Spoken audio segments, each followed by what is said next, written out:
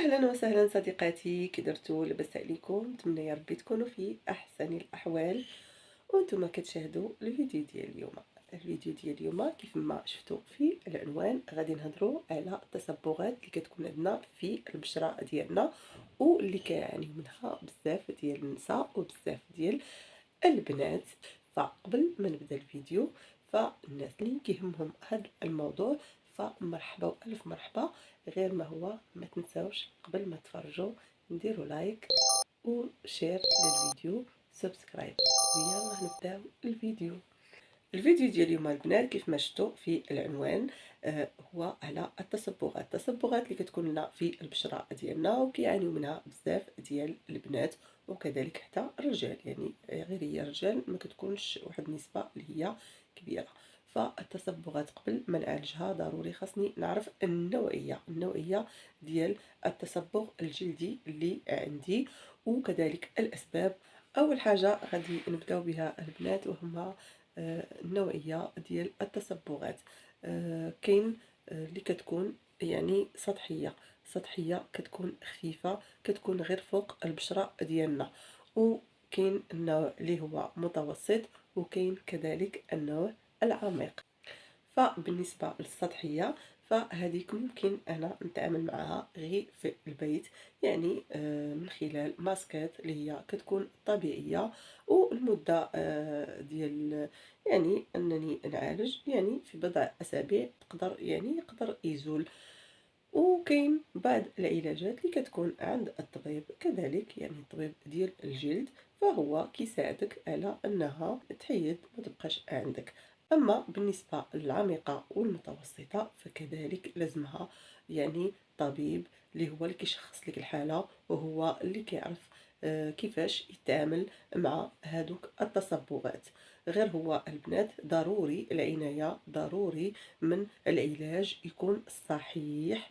واهم شيء البنات وهو الاسباب، ضروري قبل ما نبدا اي علاج ديالي نعرف الاسباب منين جاوني التصبغات اللي عندي في البشره ديالي. فاول حاجه كيكون عامل الوراثه، فحتى عامل الوراثه كيدخل في بزاف ديال الحوايج اللي كيطراو لينا في البشره ديالنا، ومن ضمنهم هاد التصبغات اللي كتكون في البشره وحتى النمش اللي كيكون عند بزاف ديال يعني بزاف ديال الولاد بنات.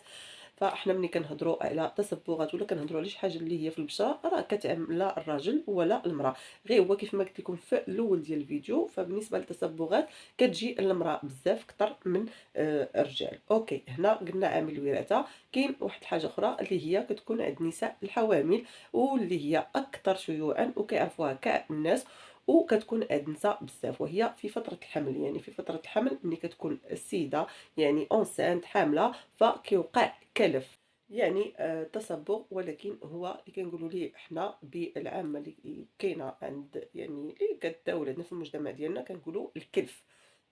فهذاك الكلف علاش كيجي؟ لانه كيكونوا افرازات، لانه السيده كتكون حامله كيكون عندها واحد يعني الهرمونات ديالها ما كيكونوش مقادين، يعني كيكون مشاكل في الهرمونات وكيكونوا واحد الافرازات اللي هي كثيره في البشره ديالنا.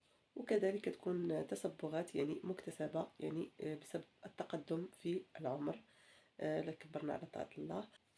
كذلك النساء اللي كتاخد مانع الحمل، فمانع الحمل كيزيد في افراز ماده الميلانين في البشره ديالنا، وبذلك كتزاد عندنا تصبغات اللي هي كتكون باينه وواضحه على البشره. كذلك التعرض للشمس بدون حمايه فكيسبب لنا في تصبغات. دابا البنات هضرنا على النوعيه ديال التصبغات، كذلك عرفنا الاسباب مناش كتجي لينا هاد التصبغات. فدابا البنات غادي ندوزو الوقايه ضروريه البنات.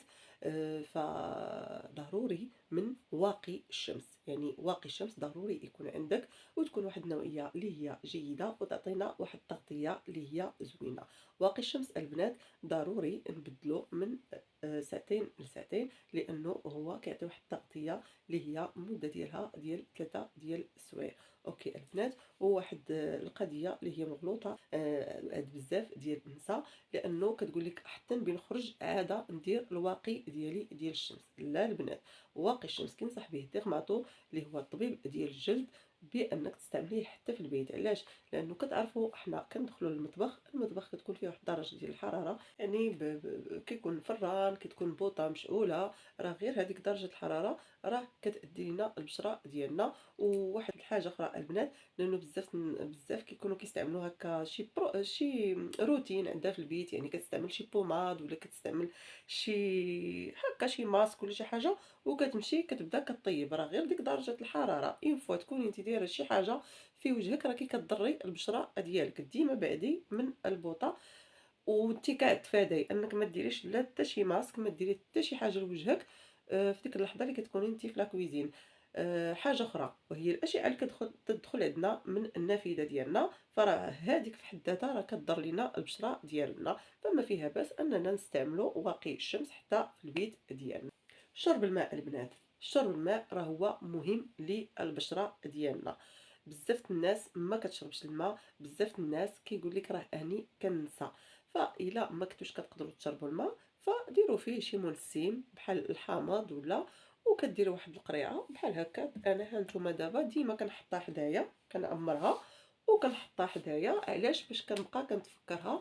قريعه كتكون زوينه هكا، كتحببك انك تمشي تشربي فيها. الماء راه هو مهم. كذلك اخذ الاغذيه اللي كتكون غنيه بفيتامين سي. كيف ما كتعرفوا انه فيتامين سي راه هو مزيان البشره ديالنا، وهو اللي كيفتح لينا البشره ديالنا مزيان. ف تاخذوه عن طريق يعني هكا في الاغذيه ديالكم، ولا تاخذوه يعني تاخذوه من الصيدليه. علاش لا؟ ناخذوه في الصيدليه وكناخذوه في الصباح كاس تاع الماء. يعني تكون عندي واحد العاده على الفيتامين سي، فراه هو زوين. كذلك كاين في سيرومات، كاين في كريمات، فيتامين سي زوين للبشره. وعلاجات تكون مدروسة، وما نبغيش النتيجة انها تكون سريعة. ومن الاحسن انكم تمشيو عند ديرماتو الا كانوا عندكم واحد التصبغات اللي هي كثيرة وباينه لكم في البشرة ديالكم، فتمشيو عند ديرماتو، فهو كيكون على دراية بالموضوع وعافاكم. في اتونسيو. علاش كنقول لكم هكا؟ لانه كنشوف انا بزاف يعني ولاو كيحطوا ماسكات. ما عرفتش انا هاد الناس واش ما عندهمش مصداقيه، ما عرفتش هاد الناس انا تلفوا ولا شنو، كيولوا كيبغوا ديك نسبه المشاهده، فكيضطروا انهم كيحطوا شي مكونات اولا كيحطوا شي ماسكات اللي هي غالطه. فانتم راه ما غاديش تكونوا احسن من داك الطبيب. فالطبيب كيبقى هو الاول والاخر، هو اللي كيعرف كيفاش كيتعامل مع البشره. كاينين علاجات باحماض الفواكه اللي كتكون مركزه مزيان. كاينين الناس اللي كيديروها هكا ديستيتيسيان اللي كيكونوا كيعملوها في الصالونات، ولكن هي من الاحسن انكم تستعملوها عند طبيب ديال الجلد. علاش؟ حيت هو كيعرف الدرجه، كيعرف الكميه، كيعرف لا دوز اللي غادي يدير لكم في البشره ديالكم. اوكي. اما بالنسبه للخلطات اللي كتكون في هكا في اليوتيوب، هي ما فيها باس انا ندير، ولكن نعرف اشنو كندير. يعني ملي كتكون يعني مكونات اللي هي باينه كيقبلها الدماغ نديرها اوكي. ولكن من تدخل فيها واحد الماده اللي هي سامه، او لا مثلا كاين شي وحدين كتقول لك غنستعمل واحد البوماد وغنخلطها مع واحد الماده اخرى اللي هي يعني مكون طبيعي مع مكون اللي هو فارماسيوتيك. لا اختي، علاش انا غنضرب شرطي؟ حذاري البنات، حذاري ثم حذاري من الاغراءات، حذاري من المكونات اللي كتكون ماشي صحيحه، حذاري من الماسكات اللي كتكون يعني ما قابلهاش الدماغ. فندير واحد الحاجه اللي هي ما تضرنيش. واحد الحاجه البنات، يعني واحد الحاجه اللي هي مهمه بزاف. فواخا الفيديو غادي يطول، ولكن قلت ضروري نبارطاجيها معكم، وهو روتين. ضروري البنات يكون عندكم واحد الروتين اللي هو يومي. كنشري واحد الغسول اللي هو منظف للبشره ديالي. غير هو دائما الا بغيتو تاخذوا الحاجه كناخذها على حسب النوعيه ديال البشره ديالي، واش هي دهنيه، واش هي جافه، واش هي حساسه. يعني كنمشي لا فارماسي ولا غير البارا ميديكال، يعني شبه الصيدليه، فكيكون نازل الثمن شويه. ناخذ نقول لهم عطوني غسول، قولي لها شنو النوعية ديال البشرة ديالك، وحتى إلا ما كنتيش عارفة النوعية ديال البشرة ديالك راه هما تما كاين تبارك الله الناس اللي غادي تساعدك وتقول لك شنو النوعية ديال البشرة ديالك. فبهذا تاخدي واحد الغسول اللي هو زوين على حسب جيبك، يعني راه كاين من الرخيص حتى الغالي. المهم كتستعملي المنظف ديالك، كتفيقي مع الصباح كتاخدي المنظف ديالك على حسب نوعية البشرة ديالك، كتنظفي البشرة مزيان. غير هو عافاكم ما بقيتوش تزربوا، كاين الناس اللي كتجي كتغسل وجهها دغيا كيكونوا دوك لي سيبوم يعني افرازات ديال الدهون، فراه حتى هادوك كيسببوا لنا بزاف بزاف بزاف ديال الحوايج. فنعطي وقت للبشره ديالي نغسل نستعمل بحال مثلا هادو ها همايا، هانتوما هادو ديال السيليكون. غير هي ديال السيليكون تكون زوينه، حيت كاينين بزاف ديال السيليكون ولكن ما كتعرفيش مناش مصنوعه يعني الماده اللي فيها. فتاخذوا واحد الحاجه اللي هي زوينه، ولا تاخذوا بحال هادو كذلك هانتوما هادو دي بغوص، كاينين الكتريك ديال الضوء وكاينين هادو يعني غير يدويه فما راهما زوينين. وكاينه ديك فوريو اللي في استطاعته انه ياخذها راه ياخذها وتبقى عنده دائما، فراه هي زوينه. من بعد ملي كتغسلي البشره ديالك كتستعملي سيروم زوين البشره، كيعطي ترطيب، كيعطي ليكلا، كيعطي تفتيح. راه تبارك الله دابا البارا فيها من الرخيص حتى الغالي يعني على حسب الجيب ديالك. كاينين ديال لا روش بوزاي حتى هما واعرين خطيرين. كاين ديال فيتامين سي، كاينين كريمات اللي هي مفتحه. فكافة خذوا نتوما غير منظف وخذوا السيروم وخذوا واقي الشمس. يعني كتفيقي كتغسلي وجهك مزيان، كديري السيروم ديالك، كتجلسي واحد ربع ساعه، سيري اختي فطري ديري داكشي اللي بغيتي. ابخي ملي كتقربي تخرجي عاده كتابليكي واقي الشمس ديالك وخرجي. المهم كيكون عندك واحد الروتين ديال البشره ديالك. وملي كتجي تاني مع 12 كذلك تقدري تنظفي على حسب نتي، شوفي بغيتي تنظفي نظفي، ما بغيتيش المهم واقي الشمس ضروري خاصو يتعاود، لان كيف ما قلت لكم مده الاستعمال ديالو 3 سوايع فقط وكيزول هذيك المفعول ديالو. يعني ضروري انك تبدليه من ساعتين لساعتين. في الليل الروتين ضروري كذلك، كيف الصباح كيف الليل، يعني تنظفي وتعملي السيروم ديالك. وابخي الا عندك شي كريم كذلك ديال كريم دو نوي يعني ترطبي البشره ديالك، وكاينين كريمات اللي كيكونوا فيهم تفتيح. هذا روتين ضروري خاص اي وحده ديرو. و تبارك الله ما شاء الله نتوما راه عارفين اش كديروا. المهم انا غير فتكم وعطيتكم بعض النصائح. فبالنسبه الى بغيتوا ديروا يعني علاجات في البيت، فهنا غنبارطاجي معكم ما اللي هو فيه الموز اللي هو البنان. كيف ما كتعرفوا انه غني بالبروتين. غادي نحتاجوا القشره يعني بنانه تكون طريه ما تكونش كحالت، تكون طريه، لانه غادي نحتاجوا الجلفه ديالها يعني هذيك الجلده ديالها. كلوا البنانه استافدوا منها بصحه وراحه. ناخذوا الجلده كنقطعوها يعني قطع وكنديروها في واحد الكاسرول اللي فيه الماء. غادي نضيفوا ليه واحد المعلقه اللي هي تكون كبيره عامره بالرز، يعني نديروا معلقه ديال الرز تكون كبيره.